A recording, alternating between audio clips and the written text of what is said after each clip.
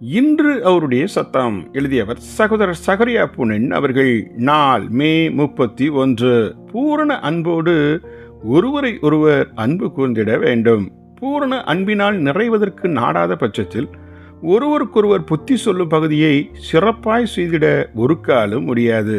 ரோமர் 5:14 குறிப்பிடுகிறபடி நற்குணத்தினால் நிறைந்தவர்கள் மாத்திரமே ஒருவருக்கொருவர் புத்தி சொல்ல வல்லவர்கள் ஆகிட முடியும். ஏனென்றால் ஓர் அன்பின் இருதயத்தில் இருந்துதான் மெய்யான புத்திமதி புறப்பட்டு வருகிறது.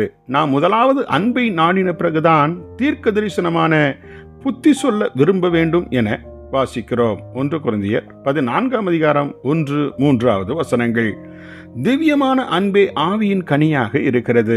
சபைக்கு மனுஷீக அன்பு எந்த பிரயோஜனமும் இல்லை. திவ்ய அன்பில் நாம் பங்கு பெற விரும்புகிறவர்களாக இருந்தால் இந்த மனுஷீக மரணத்திற்குள் ஊற்றப்பட வேண்டும். பரிசுத்த ஆவியானவரே நம் இருதயங்களில் தேவ அன்பை ஊற்றுகிறார். ரோமர் 5:5. நாம் திராட்சை செடியில் நிலைத்திருந்தால் மாத்திரமே அதன் சாரமாகிய பரிசுத்தாவி நமக்குள் பாய்ந்து தேவனுக்கு மகிமையாக கனி கொடுத்திட முடியும்.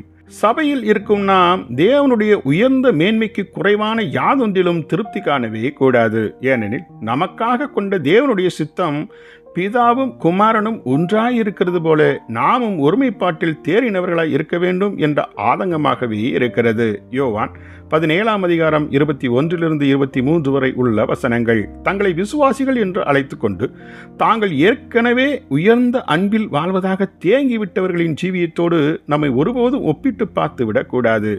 நாமும் தேவன் காண்பிக்கும் தரத்தோடு மாத்திரமே நம்மை எப்போதும் ஒப்பிட்டு பார்க்க வேண்டும். ஆம், நாம் அன்பில் பூரணமடைய வேண்டும் என்பதே தேவனுடைய சித்தமாய் இருக்கிறது.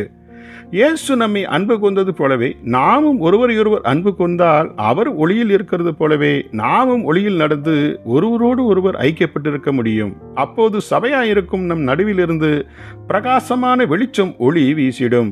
இவ்வாறாக தேவன் விரும்புகின்ற விளக்குத்தண்டாய் நாம் மாறி எரிந்து பிரகாசித்து நம்மை சுற்றியுள்ள இருளின் அந்தரங்கங்களை வெளியரங்கத்தில் கொண்டு வரும் சபையாய் மாறிவிடுவோம். ஜெபிப்போமா. அன்புள்ள தகப்பனே, உமது தெய்வீக பூரண அன்பினால் எங்கள் உள்ளங்களை நிரப்பும். அந்த அன்பில் சிறிதும் குறை இருக்க வேண்டாம். அன்பின் குடும்பமாய் நாங்கள் கட்டப்பட அருள் புரியும். ஆமேன்.